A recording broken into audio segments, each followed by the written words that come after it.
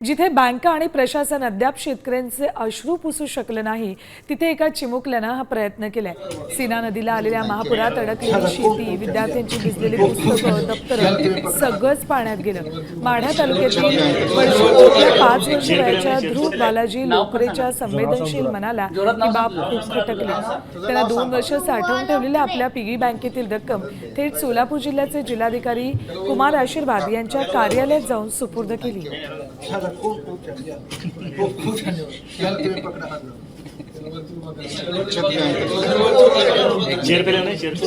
नाव पण सांगा। तुझं नाव सांग जोरात।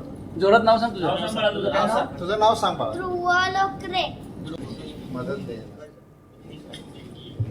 आणि मुलांचे बॅग, पुस्तक आणि पाटी आणि त्यांचे घरातले सामान भिजून गेल्या, म्हणून मी पिगी बँक आणलंय।